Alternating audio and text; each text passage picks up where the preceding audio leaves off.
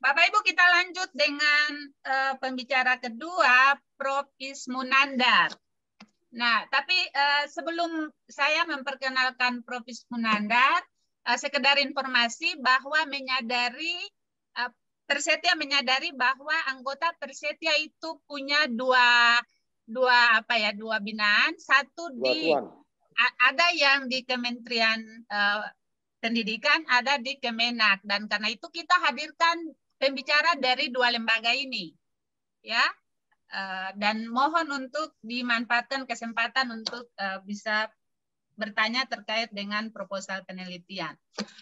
Selamat pagi, selamat siang, pagi ya, pagi di Indonesia bagian Barat. Selamat pagi, Prof. Ismunandar. Selamat bergabung di Loknas Persetia sesi pertama ini. Bapak Ibu, Prof. Ismunandar adalah profesor bidang kimia di ITB. Beliau sekarang sebagai pelaksana teknik Deputi Penguatan Riset dan Pengembangan, juga staf ahli bidang pembangunan berkelanjutan di Ristek Dikti, dan anggota Akademi Ilmu Pengetahuan Indonesia, Komisi Ilmu Pengetahuan Dasar. Nah, di latar pendidikan, Prof. Ismunandar menyelesaikan S1 di ITB tahun 1992, kemudian melanjutkan S2 dan S3 di University of Sydney, Australia, dan selesai S3-nya di tahun 1998. Nah, Profesor Ismunandar punya pengalaman yang sangat banyak di bidang penelitian, ya, Prof. Saya lihat yang berkaitan dengan penelitian, memenangkan lebih dari 25 hibah penelitian dari internal ITB, Direktorat Jenderal Pendidikan Tinggi Indonesia, dan juga internasional dari the Third World Academy of Science. Nah, dari dana penelitian ini, Pak Prof. Ismunandar sudah mempublikasikan lebih dari 60 artikel di jurnal internasional dan telah disitasi 827 kali, dan karena itu H-index Prof. Ismunandar adalah 15. Kita tepuk tangan untuk pencapaian yang luar biasa dari Prof. Ismunandar, dan kita berharap ada banyak yang bisa dibagikan oleh Prof. Ismunandar kepada kita di saat ini. Nah, Prof. Ismunandar punya waktu 30-40 menit untuk presentasi, dan kemudian kita masuk dalam diskusi. Silakan, Prof. Baik, terima kasih. Selamat pagi yang di Indonesia Barat, selamat siang yang di Indonesia Tengah dan Timur. Senang bisa diberi waktu berjumpa di sini. Hanya memang saya ya 10.40 boleh maksimal ya, karena sudah ada komitmen yang lain. Dan sebetulnya karena Pak Heri itu di tempat saya, jadi sebetulnya sebagian besar sudah disampaikan Pak Heri tadi, saya sudah ikut mendengarkan juga. Jadi mungkin nanti justru yang komplement dari atau nanti yang komplement dari Kemenak itu yang lebih penting ya. Jadi kalau dari saya sebetulnya sebagian besar sudah dirangkum oleh Pak Heri, tapi oke lah, saya akan share beberapa hal yang pokok-pokok barangkali ya, karena tadi sudah disampaikan oleh Pak Heri. Yang pertama, Bapak Ibu sekalian, ini tadi masih bicara biasa Ristek Dikti ya. Sebetulnya kita sekarang ini posisinya Kemenristek BRIN ya, kementeriannya. Nah, tapi sebentar lagi Risteknya, sebagaimana mungkin Bapak Ibu juga sudah mulai dengar di media dan di WA Group barangkali ya, nanti akan balik lagi Risteknya Kemendikbud Ristek katanya ya. Nah, ini sedang kita siapkan ya. Tapi ya seperti biasalah, kita sudah terbiasa menyebut nggak apa-apa lah ya. Tapi esensinya adalah bagaimana penelitian, terutama penelitian di perguruan tinggi itu semakin meningkat ya, tugas kita di Ristek ini. Bapak Ibu sekalian, apa sih kenapa penelitian itu penting? Karena untuk peningkatan daya saing, kemajuan dan kesejahteraan bangsa, ya esensinya adalah kita harus mengembangkan ilmu pengetahuan dan teknologi, kemudian beberapa yang memang potensial untuk diterapkan ya, itu kemudian diterapkan dalam bentuk inovasi ya di masyarakat. Nah, ini semua yang akan mendorong kita menjadi lebih maju, meningkat daya saingnya, dan lebih sejahtera. Nah, ini sering sudah kita dengar juga bahwa baik dari sisi pembangunan manusia maupun dari daya saing di peringkat dunia maupun di peringkat ASEAN pun kita masih banyak PR-nya ya. Kita masih ini kalau dilihat indeks pembangunan manusia kita masih kalah dari teman-teman kita di ASEAN, Singapura, Brunei dan seterusnya. Jadi Bapak Ibu sekalian, peran kita di perguruan tinggi itu sangat penting. Di satu sisi kita harus menyiapkan sumber daya manusia yang unggul untuk supaya meneruskan perjuangan kita. Di sisi yang lain juga kita harus menghasilkan ilmu pengetahuan dan teknologi yang bisa diterapkan untuk menjadi inovasi ya, dihilirkan menjadi inovasi yang meningkatkan daya saing kita. Nah, potensi untuk melakukan riset sebenarnya besar ya. Perguruan tinggi kita 4.700 sekian ya. Lembaga riset kita juga banyak, ada lembaga-lembaga non pemerintah, non kementerian ya, ada balitbank di daerah ya dan sebagainya. Nah, terutama yang kita diskusikan sekarang ini 4.700 sekian perguruan tinggi, ada 300-an ribu dosen ya, mahasiswa terutama semestinya mahasiswa S2 S3 yang basis pendidikannya adalah riset ya. Nah, inilah potensi riset. Nah, tapi memang jumlah peneliti kita kalau dihitung per juta penduduk ini masih lebih rendah dibanding negara-negara kita di tetangga. Ya, ini juga mestinya kita dorong juga mahasiswa-mahasiswa kita, lulusan-lulusan kita yang potensial dan punya passion, punya nggak akan ini lagi. Kan itu kita dorong untuk menjadi peneliti yang unggul. Nah, tadi sudah Pak Eri sudah sebut ya, publikasi kita meningkat. Ini juga mengembirakan Bapak Ibu. Pasti kontribusinya dari tempat Bapak Ibu juga semua. Nah, ini meningkat. Kita inginkan juga meningkat itu sekarang agak lebih bergeser ke arah artikel, bukan conference proceeding ya. Jadi kalau bisa sekarang semakin banyak kita publikasi di jurnal ya, artikel jurnal. Kemudian kalau bisa juga semakin banyak kita ke jurnal yang lebih prestisius, yang tadi Pak Heri sudah menyebut-nyebut, ada Q1 dan seterusnya. Berikutnya juga kuantitas ini terus kita tingkatkan, ya, karena tadi itu kalau kita lihat jumlah dosen kita itu besar sekali. Jadi kalau setahun baru 46.000, padahal dosen kita 320.000, itu kan baru seperberapa itu? 6 ya, 1/7 dari jumlah dosen. Nah, ini terus harus kita tingkatkan juga. Nah, di Ristek BRIN kita pada tahun ini itu karena sumber daya kita terbatas dan kemampuan kita terbatas, maka kita fokus ya penelitian-penelitian kita itu di prioritas riset nasional dan penelitian-penelitian terkait penanganan COVID ya. Nah, ini sedikit banyak tadi Pak Heri juga sudah singgung ya. Nah, ini yang disebut dengan prioritas riset nasional itu ada berbagai macam, tapi tadi juga sudah didiskusikan, jangan kecil hati bahwa Bapak Ibu sekalian di topik yang ini ya, topik sosial humaniora ini, teologi dan sebagainya ini ya bisa masuk di situ ya. Tapi mungkin ya di hal-hal lain mungkin ya tadi sudah disebut bahwa banyak aspek juga misalnya energi baru terbarukan, jadi jangan-jangan juga masalah kesehatan obat misalnya yang sekarang aja ya, masalah COVID, tentang misinformasi dan sebagainya ya, itu tidak hanya bisa didekati atau kepakaran dari orang kesehatan saja, kita semua di bidang agama termasuk bagaimana menerangkan itu tentang COVID, vaksin dan sebagainya kepada masyarakat, barangkali pimpinan agama dan sebagainya jauh lebih efektif daripada orang kesehatan saja gitu ya. Nah, inilah oleh karena itu sebetulnya selain di topik ini barangkali di topik yang lain Bapak Ibu pun bisa berkontribusi. Nah, kita harapkan riset itu tadi sudah disebut bahwa jangan hanya berujung di publikasi, beberapa yang potensial kita uji di laboratorium, kemudian uji di lapangan, bahkan kalau bisa kemudian dikomersialkan ya, komersial lebih lanjut. Nah, kadang-kadang ada konsep yang sekarang sedang kita dorong juga, yaitu istilahnya sandboxing, atau main di kotak pasir dulu. main di lingkungan terbatas dulu. Mungkin beberapa produk belum bisa langsung bersaing dengan produk komersial lain di masyarakat, di pasar ya. Oleh karena itu harus di dalam situasi terbatas dulu. Nah, ini yang merangkum dari apa yang saya sampaikan tadi. Jadi Bapak Ibu sekalian, sistem riset dan inovasi nasional kita itu intinya adalah sumber daya manusia yang tangguh, yang kompeten, yang mau melakukan riset.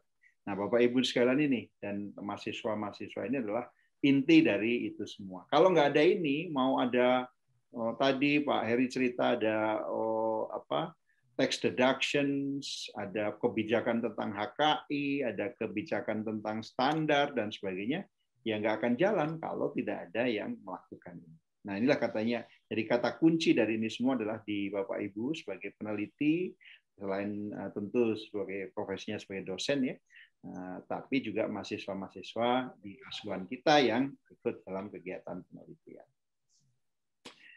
Nah, jadi ini peran strategis dari perguruan tinggi. Jadi bagaimana Bapak Ibu sekalian terus melakukan riset, dan risetnya kalau bisa tidak berhenti di publikasi, bisa menjadi inovasi yang dihilirkan.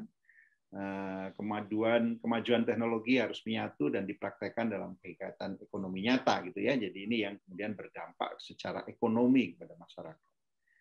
Nah, selain itu tentu yang penting juga adalah inovasi pendidikan berbasis riset yang berorientasi inovasi. Apalagi saya yakin Bapak Ibu di masa pandemi ini harus beralih ke online dan sebagainya, berbagai inovasi dalam pembelajaran dan sebagainya juga.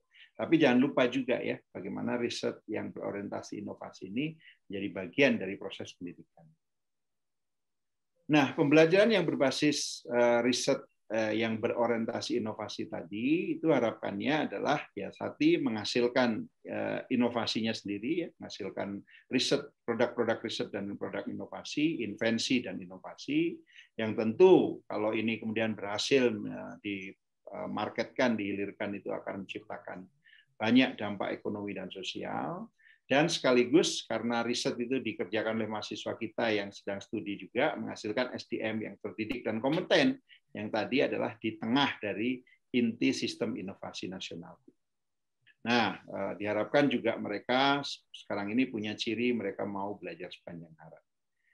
Nah, inti dari ini semua kita mendorongnya di Ristek itu adalah bagaimana supaya tadi ya hasil riset itu tidak berhenti dan kemudian dihilirkan, itu adalah bahwa akademisi dengan industri itu berkolaborasi. Nah ini kalau teologi industrinya apa? Ya mungkin masyarakat ya, karena mungkin riset-riset Bapak Ibu sekalian itu menjadi kebijakan ya, kebijakan yang kemudian menjadi kebijakan di level pemerintah daerah maupun di pemerintah pusat barangkali ya. Nah ini ketika Bapak Ibu melakukan riset, dinas atau kementerian yang terkait itu mulai dilibatkan sejak awal supaya ya nanti hasil-hasilnya itu kemudian bisa menjadi kebijakan yang diterapkan gitu ya, barangkali kalau di teologi gitu ya. Nah kita di pemerintah adalah bagaimana kita membuat regulasi dan memfasilitasi kolaborasi ini ya, supaya kolaborasi antara akademisi Bapak Ibu sekalian dengan masyarakat ya. Karena kalau teologi mungkin ya masyarakat atau pemerintah gitu ya. Jadi sekali lagi inovasi atau riset-riset yang dikembangkan harus berbasis pada permasalahan yang ada, sehingga riset tadi juga akan menjadi atau dimanfaatkan ya. Kalau riset-riset yang teknologi barangkali menjadi pengembang ekonomi, tapi kalau riset-riset kebijakan ya kemudian dipakai sebagai basis dari kebijakan yang diambil oleh pemerintah, gitu ya, baik pemerintah daerah maupun pemerintah pusat. Nah, pada kesempatan kali ini juga saya ingin mengingatkan tugas kita semua, Bapak Ibu sekalian, bahwa kita di perguruan tinggi itu juga melalui penelitian ini mengintegralkan juga bagian dari etis dan integritas akademik ya. Jadi bahwa tidak plagiat, tidak yakin bahwa semua kegiatan mulai dari penulisan proposal hingga publikasinya itu memang semua dilakukan melalui integritas ya. Nah, oleh karena itu biasanya kita mulai dengan komitmen ya. Jadi misalnya universitas itu mempunyai kode etik, meyakinkan bahwa hal-hal yang terkait dengan integritas akademik itu menjadi kebijakan di universitasnya. Kemudian ini juga memang terintegrasi dalam kegiatan di penelitiannya maupun misalnya di kurikulum, misalnya di perkuliahan dan sebagainya. Jadi misalnya tugas-tugas kuliah, tugas praktikum dan seterusnya itu memang semua melakukannya bebas plagiasi, bebas kecurangan dan seterusnya. Kemudian ini menjadi tanggung jawab bersama di komunitas kita. Jadi mahasiswa sadar bahwa bukan hanya tanggung jawab dosen untuk memeriksa atau melakukan tentang kegiatan plagiasi, tapi mahasiswa pun menjadi bagian yang turut aktif. Misalnya mereka turut mempromosikan, turut mengingatkan temannya, turut melaporkan kalau ada pelanggaran dan sebagainya. Dan ini semua berdasar kepada nilai-nilai dasar bahwa penelitian dan kegiatan akademis apa saja itu berdasar kepada prinsip-prinsip dasar fairness, integritas, respect, ya, kepercayaan atau trust, kejujuran, kemudian tanggung jawab dan upaya ya. Yang dihargai itu adalah upaya atau usahanya. Nah, Ibu Bapak sekalian, itu sebetulnya yang ingin saya sampaikan terkait beberapa hal yang mendasar. Tadi Pak Eri juga sudah share terkait bagaimana tips beberapa proposal. Ini di belakang ini nanti saya bisa share saja hasilnya. Saya bisa share saja slide-nya terkait beberapa tips juga menulis proposal yang baik ya.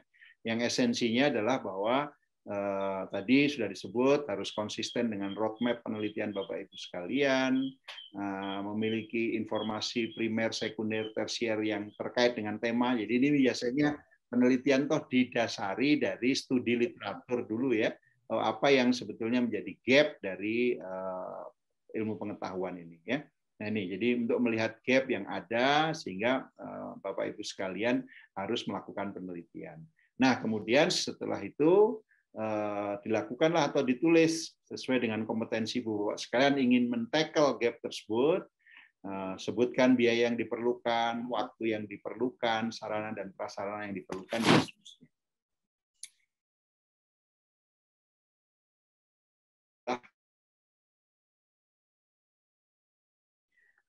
Perhatikan jenis penelitian yang memang akan dibidik ya. Dan mulai dari hal yang mudah. Maksudnya kalau Bapak Ibu merasa, oh saya menulis mulai dari jadwal yang akan saya lakukan penelitiannya, ya silahkan gitu ya, esensinya gitu. Nah ini tadi judul misalnya.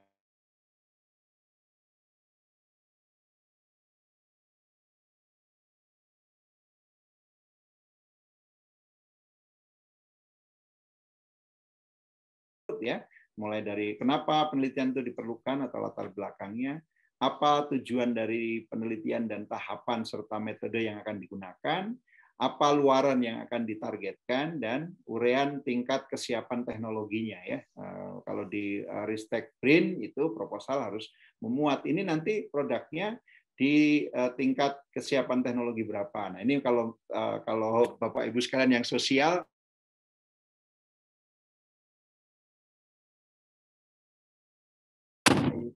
membuat ukuran, kemudian ada kata kunci.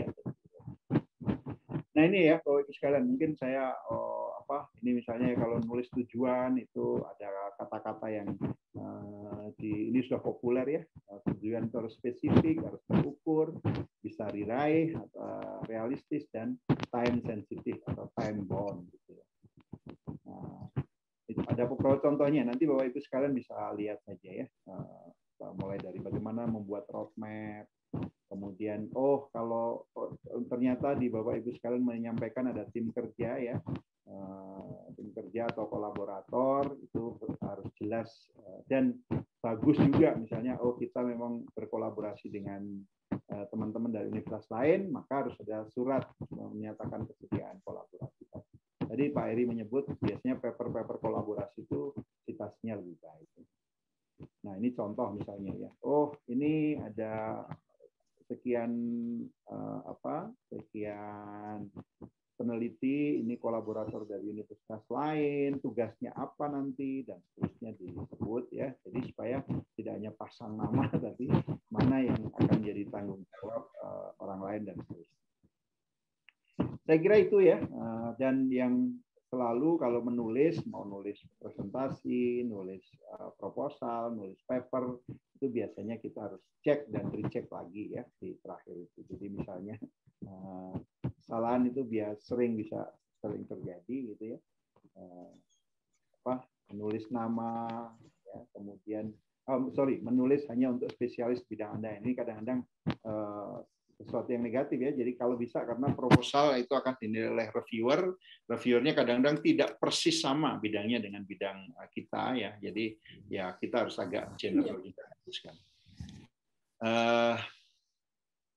Biaya yang berlebih atau anggaran yang tidak sesuai dan seterusnya, kalau di Ristek Green biasanya sudah ada patokan-patokannya ya. Ini boleh, ini maksimal segini dan seterusnya. Saya kira itu ya. Dan mungkin dalam kita 10-20 menit bisa kita sambung dengan diskusi. Barangkali tadi ada beberapa hal yang Pak Heri masih kelewat atau apa, tapi kalau di saya tentu hal yang general ya, karena yang detailnya sudah di Pak Heri sebetulnya. Mungkin begitu, terima kasih banyak. Saya kembalikan ke pembawa acara. Terima kasih. Oke, terima kasih Prof. Ismunandar. Mohon maaf, Bapak Ibu, sepertinya penjelasan terakhir dari Prof. Ismunandar tidak terlalu kedengaran ya. Nanti kita akan mungkin perdalam dalam proses diskusi. Presentasi Prof. Ismunandar sebetulnya menegaskan beberapa hal yang tadi juga disampaikan oleh Prof. Heri. Tapi saya merasa penting nanti kita memberi perhatian terhadap materi yang terkait dengan bagaimana mempersiapkan sebuah proposal penelitian yang akan kita ajukan ke Ristek Green. Ya, terima kasih. Diskusinya akan kita lanjutkan, dan karena itu Bapak Ibu yang mau bertanya terhadap Prof. Ismunandar, tolong pertanyaannya bisa disampaikan di ruang chat sekarang sehingga bisa dilihat oleh Prof. Ismunandar. Nanti akan merespon setelah kita mendengar presentasi dari narasumber ketiga,